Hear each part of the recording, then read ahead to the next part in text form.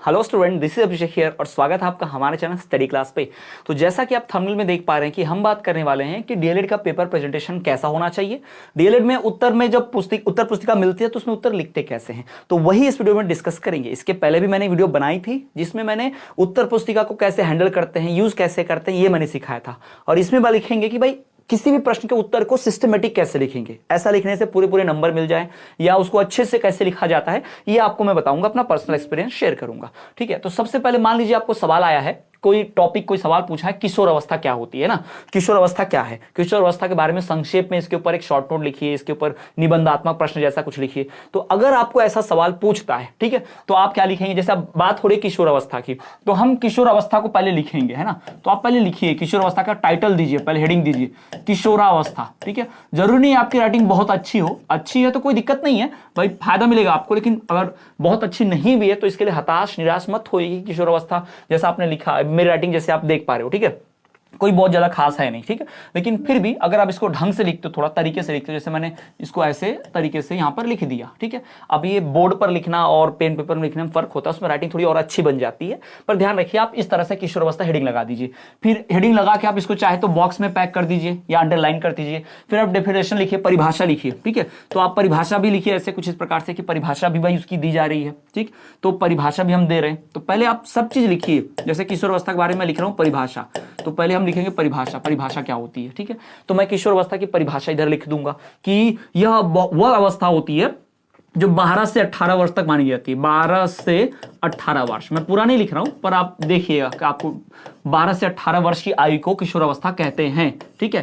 तो इसको ऐसा लिखा जाएगा कि 12 से 18 वर्ष की आयु को किशोर अवस्था कहते हैं। यह एक खतरनाक अवस्था होती है। कैसी अवस्था होती है? यह खतरनाक अवस्था होती है। ये बालक अवस्था के बाद आती है, बाल्य अवस्था के बाद आती है, खतरनाक अवस्था होती है। कुछ इस प्रकार से आप लिख दीजिए, ठीक है। तो ये किशोर अवस्था के बारे में हो गया। चलो हमने परिभाषा लिख दी, अब हम किशोर अवस्था की विशेषता लिखेंगे, ठीक है। तो पहले हमने इसकी क्या लिखी, परिभाषाएं लिखी कि भाई परिभाषा क्या होती है।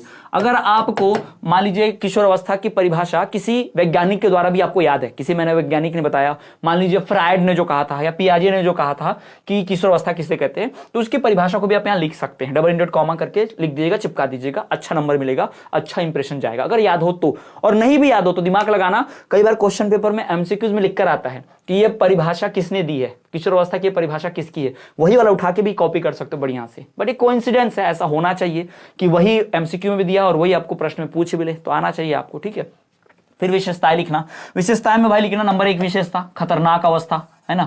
विशेषता क्या है, खतरनाक अवस्था है, ठीक। दूसरी क्या भाई, इस विकास की चरम सीमा पर पहुंच जाते हैं, इसमें विकास होते रहता है, तो बालक इसमें बहुत तरह से आत्ममुग्ध होता है। बालक का इसमें बालक के शारीरिक और मानसिक परिवर्तन होता है। बालक में यहाँ पर मानसिक और शारीरिक परिवर्तन, है ना, तो आप यहाँ पर लिखो वैसा, ये यानी जो जो इसकी खासियतें है, बालक में शारीरिक व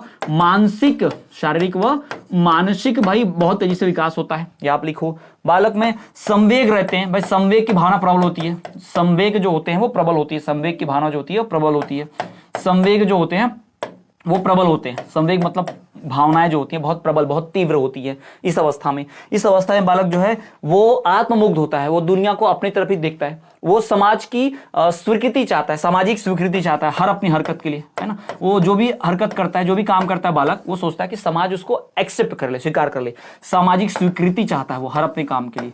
तो कुछ मैं बस बता रहा हूँ, राइटिंग पर मत जाइए, बस वर्ड्स पे मत जाइए, बस इतना बताइए कि आपको एक पैटर्न होना चाहिए। जिस चीज के बारे में पूछा है उसका टाइटल दे दो, फिर उसकी परिभाषा लिख दो, फिर उसकी विशेषताएं लिखिए। अगर मान लीजिए इसकी कुछ खासियतें हैं, जैसे किशोर अवस्था है, किशोर अवस्था की कुछ खासियतें हैं, मान लीजिए जैसे किशोर अवस्था बताया, तो किशोर अवस्था की कुछ खासियत भी है मान लीजिए, ठीक है। तो किशोर अवस्था की कुछ खासियत भी है, तो आप इसको, जैसे विशेषता ही खासियत हो गया एक्चुअली में, अगर मान लो इसके कुछ लाभ होते तो आप ऐसे भी पॉइंट बना देते, इसके लाभ क्या क्या हैं, ठीक है। फिर इसकी अगर कुछ हानि है तो हानि के भी पॉइंट बना देते, और लास्ट में आप लिख सकते थे, और कुछ इंपॉर्टेंट कुछ लिखना है, कोई कथन लिखना है तो लिख सकते थे, नंबर मिल जाता। लास्ट में लिखने के बाद, सब होने के बाद ऐसा आप क्रॉस कर दीजिएगा। और मान लो चलो आपका पूरा नहीं हुआ है, ठीक है, पूरा आपका उत्तर नहीं हुआ था, उत्तर आपको कंटिन्यू करना था, तो आप ऐसा एक एरो देख के PTO लिख देना, प्लीज टर्न ओवर, कृपया पीछे पलटिए, है ना। तो प्लीज टर्न ओवर ऐसा पीटीओ करके आप ऑप्शन ऐसा लिख देना नीचे, जब आपका उत्तर खत्म होता है पेज में, पूरा खत्म नहीं हुआ लेकिन बाकी है, लेकिन आपको अगले पेज में लिखना पड़ रहा है, तो ऐसा पीटीओ लिख देना, अगले पेज पे जाके कंटिन्यू कर देना, ठीक है।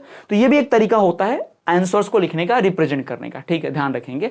और बात तो सबसे मेन वही है कि आप कोशिश करें आपके पास दो ही पेन हो, ठीक है, ब्लू और ब्लैक, आप ब्लू का और ब्लैक का, इन्हीं दो पेन का इस्तेमाल करें।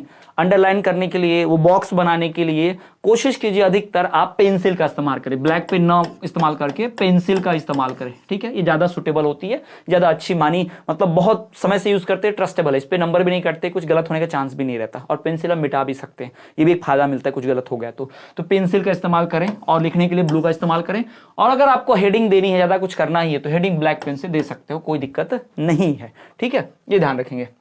तो इस प्रकार से आप अपना डीएलएड का पेपर प्रेजेंटेशन कर सकते हो, डीएलएड के प्रश्नों के उत्तर इस प्रकार से लिख सकते हो, जिससे आपको बहुत फायदा होगा। और आप अगर 5 अंक का प्रश्न इस प्रकार से लिखोगे तो 5 में से 5 मिलने की पूर्ण संभावना रहेगी, वरना लिखते तो सब है, पर लिखने में सबको नंबर नहीं मिलता। सिर्फ कॉपियां भरने से आप पास नहीं होंगे, कॉपियां भरने से आप बाउंड्री पास हो सकते हो, अच्छे नंबर नहीं आ सकते, आपको अच्छे प्रतिशत नहीं बन सकते, ध्यान रखिएगा, ठीक है। क्योंकि अच्छा लिखने में और खराब लिखने में, दोनों में समय उतना ही जाएगा, दोनों में उतना ही पेज खर्च होगा, उतना ही समय, 3 घंटे तो परीक्षा में बैठना ही है, तो लेकिन परसेंटेज और नंबर तभी अच्छे आएंगे जब प्रेजेंटेशन अच्छा होगा, ठीक। तो ये होगा तरीका लिखने का, पेपर प्रेजेंटेशन का। वीडियो कैसी लगी बताइए कमेंट में, साथ ही साथ अपने दोस्तों के साथ शेयर कीजिए, ग्रुप में शेयर कीजिए वीडियो, लाइक जरूर करें पसंद आई हो तो। चैनल पर नया है तो सब्सक्राइब करके बेल नोटिफिकेशन ऑल कर देना, अगर अभी तक सब्सक्राइब नहीं किया है तो। और प्लेलिस्ट जरूर चेक करें। विषय का बाल्यवस्था बाल विकास का पूरे इकाइयों के हमने एमसीक्यूज वस्तुनिष्ठ प्रश्न उत्तर का पूरा वीडियो बना दिया है, वीडियो अपलोड भी कर दिया है, जाकर देख लेना। सारे एमसीक्यू उत्तर सहित हल करके पढ़ा दिया गया है, जाकर देख लेना, ठीक है। चलिए तो मिलते हैं नेक्स्ट वीडियो में, तब तक के लिए देखते रहिए हमारा चैनल स्टडी क्लास। डिस्क्रिप्शन में आपको ऐप की लिंक मिल जाएगी जहां से कोर्स परचेज कर सकते हो, और इंस्टाग्राम की लिंक मिलेगी जहां से आप हमें फॉलो कर सकते हो। तो मिलते हैं नेक्स्ट वीडियो में।